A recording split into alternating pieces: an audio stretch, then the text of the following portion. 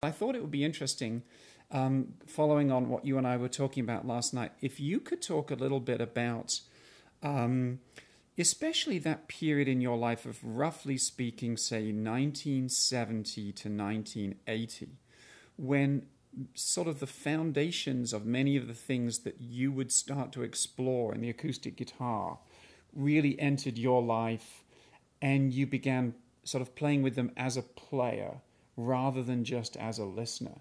And I'd love to hear, some of the names of people you were listening to and whose stuff that you were trying to sort of play and adapt. For some reason, my first guitar was a nylon string guitar, but I gravitated immediately to fingerstyle playing. I mean, of course, I learned how to play chords and strum some songs and so forth.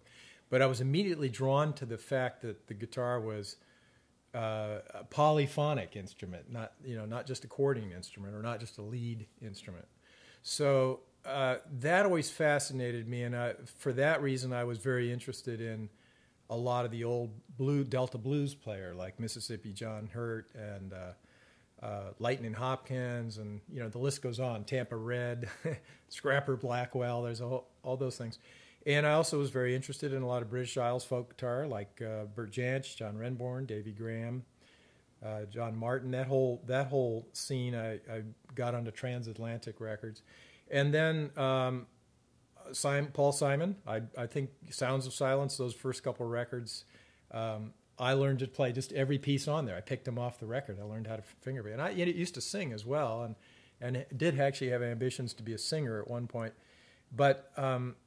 I was really fascinated experimenting with the different sounds that you could get with the instrument, and the fact that you could create this sense of more than one thing happening at once. And so by the time I got around to writing my first solo guitar pieces, which were probably in the mid-'70s, I had by then played in bands, and I'd been in college for a couple of years and dropped out and done a lot of things, and continued to play guitar all through that. And I started to write some solo pieces. And that very first recording I made, Turning Back, which was recorded in '77, I think it was just a strange mixture of all these things that I had been interested in, which included everything from playing a little bit of rock and roll, playing blues, but also a lot of the British Isles folk guitar, and even a little bit of classical guitar in there. And it just, I think,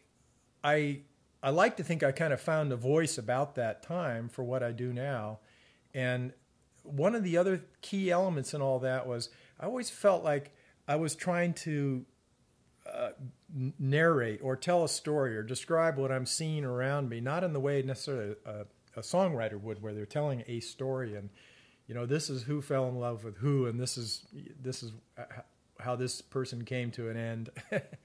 But more just describing the elements. And so a lot of my early pieces, for example, have titles of places that I went, like Klamath, which is in Northern California, Southern Oregon. It's a Native American wilderness area. Causeway, which is taking a train across the Great Salt Lake Causeway.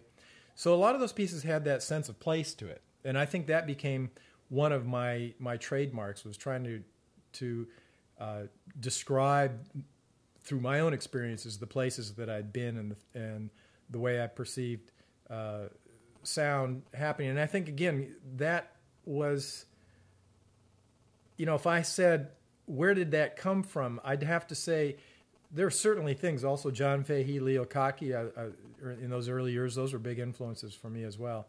But I think pretty early on, I remember having actually thinking about this once when I was about that age, and thinking, what I really like is, I like all the idioms of folk guitar, the hammer-ons, the pull-offs, the ringing open steel strings, those things that you heard a lot in folk and blues and country blues.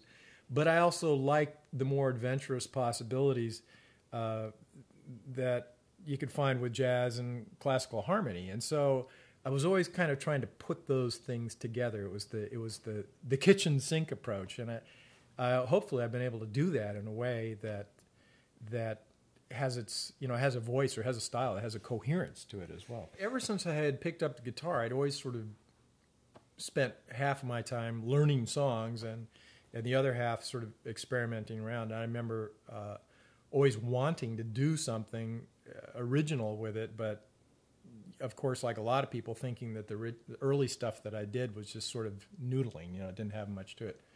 I guess eventually one gains enough experience and self-confidence and to think, well, maybe I can actually do this.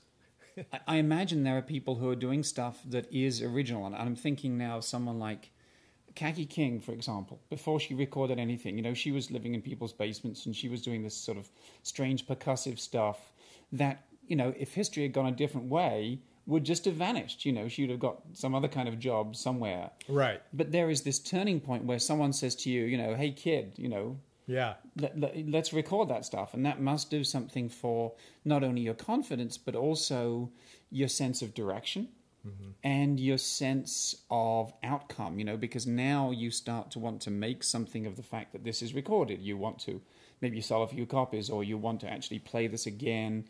And so it has it sort of firms up a particular direction, it seems to me. I don't think any of us are really prepared for this music career.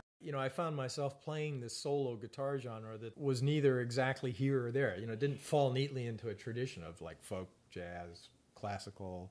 And so in a sense, it was a strength because people heard it and said, wow, what's that? That's something different. It's a little bit of everything, but it's not exactly one thing or the other.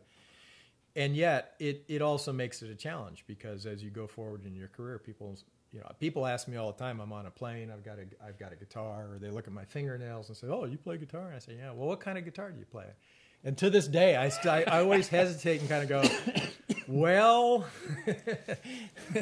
because it's not easy to say, well, I play jazz, or I play classical, or I play folk music, or I play new age, or I play whatever, because I still don't really know what to call it, and yet what I do has been informed by all those things.